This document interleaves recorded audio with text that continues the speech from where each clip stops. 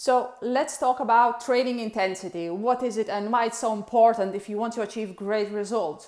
So first of all, training intensity is the amount of effort you put into your training program, into each week, each day, each rep. And why it's so important is because it's going to be the number one thing that is going to determine the level of your results. So basically, you get what you give. So the more effort you put into it, the better results are you going to get. You can have the best designed and structured training program, but if you don't put effort into it, you're just simply not going to get great results. There is no way around it. There are no secrets. There are no secret exercises that's just going to make your boom grow or like whatever it is you want to achieve. There is simply no secrets. The secret is hard work and effort. And it takes us to the next step, training smart. So sometimes people do train hard and put a lot of effort into their program, but they simply not doing it very smartly, not following structured training plan, not applying progressive overload principles, which I'll talk briefly a little bit later.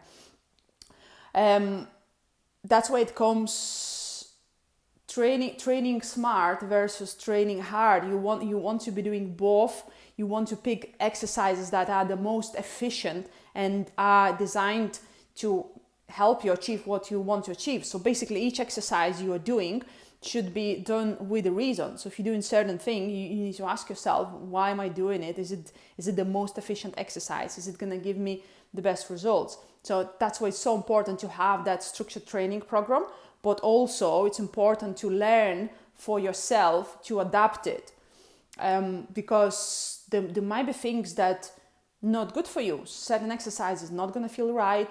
They might cause some uncomfortable feelings, some pain, something like there are no such a thing as exercise that everyone should do. Like, for example, if you don't feel right squatting, if you don't feel comfortable, if you hurt your knees or whatever it is, you shouldn't be squatting. Well, you probably should learn the technique, but for some people, it's not necessary. So there are so many different exercises to choose from. It's important that you listen to your body and you learn what is best for you, and you learn to adapt it. So next step is logging your training. Again, that's very important, and it comes together with the training intensity really, because if you do not have the logbook, if you do not log your weights you're lifting and what you're doing in the gym, most likely your sessions are not going to be so intense, which they can be, especially if you're doing some sort of, HIIT classes or something like that. Yes, it is going to be intense, but we're talking about different type of intensity in terms of pushing yourself in order to build muscle, so more like resistance training intensity rather than cardio and HIIT training. But obviously you need to apply intensity in both. But in terms of resistance training, it is necessary that you have a logbook and you focus, again, they're both connected, on getting stronger and fitter and better. So if you do not have a logbook, you are going to forget what you've done, what you're doing, and you're going to find it harder to motivate yourself. If you just have your training plan, which is obviously great if you have structured training plan, that's number one step. But if you just walk into the gym and you just think, okay, I'm just going to go through the movements, do the weights, and then you come back next time, you're doing the same program. If you don't have the numbers you did last time, if you don't have anything to look back, you might remember some, unless you have really good memory and you remember everything, then it's fine. But still, very likely in a month or two, you will forget the numbers you did. So if you don't have that sort of program written down in your logbook with the numbers, you're going to struggle to stay motivated in the long term. You might like the beginning, new fresh program and the novelty of it, but at some point you're going to feel like, oh, it's boring now, I want new exercises, and that's not the best thing to do, is to keep changing your program. The best thing to do is to actually keep the base of your program the same and keep getting stronger at it. And again, it takes us to progressive overload, which is continuously getting stronger and better over the time. So it doesn't mean lifting heavier each session. Lifting heavier is just one of the ways how to keep getting stronger. But before that, you can improve your technique, you can slow down the movement, you can really focus on controlling the movement. And that's to be honest, that's number one thing that most people do a big mistake. They rush for the movement, and they don't get enough time under tension. And if you want to build muscles or get toned, which pretty much the same. So if you want to look more toned, if you want to build a bit more muscle mass, you need to have enough time under tension, which means your muscle is put under tension while you're doing the exercise. So if you're doing it very fast, let's say you're doing squats with some weight and you do them very fast, it might be like, 15 seconds time under tension. Versus if you do it slower, so if you go down for 3 seconds, you pause half a second at the bottom of the squat and then you control it up, then you keep going, the time under tension might be 30 seconds, might be twice more. So just think how much more your muscles are gonna have on that damage, which is a good damage. Like that's what we want to damage the muscles so they can recover. So the more time under tension they have, the more they're gonna grow, and that's gonna increase training intensity. So it's all connected, having a logbook, focusing on getting stronger over the time. Like I said, improving your technique, slowing down the movement, having better mind-muscle connection, so feeling the muscle working. And only when you used all of these, improve the technique and slow it down, then you can add weight when you feel it's comfortable. But the main thing, every time you come into your session, you want to ask yourself, like at the end of the session, you want to ask yourself, did I give my all? Did I give my 100%? And you will know the answer. You just need to be honest to yourself. And in most cases, you will feel like, well, I could have done better. I could have pushed myself harder. And it's your mind that will stop you when you're doing exercise, and you can do few more reps, but your mind tells you, that's it, this is too hard, I'm going to stop. So, and it's fine. That's, especially if you're new to it, if you're new to pushing yourself, completely fine. But just think, if you, let's say the 12 reps with that weight, and then next time you come back to the gym, you have it in your logbook and it says, 50 kilos, for example, for 12 reps, leg press or something. And then you have a challenge to either do maybe 55 or maybe do 13 reps. And do not underestimate the power of small increment.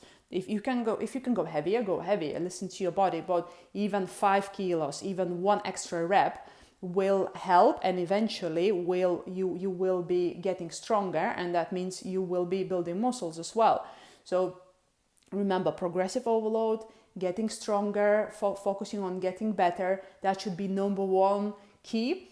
And training intensity, which to take it to the true very high intensity, it takes years of training, and it is very, very hard to actually get there. And I've been doing it for training 5-6 years now, and I look back into my training let's say 3 years ago. At that time I thought that I push very hard, I'm so hardcore and beast mode and all that. But now looking back, I realize I can do more. There is a next level, and I know I will look back into my training, what I do now, and I'll realize I can do more.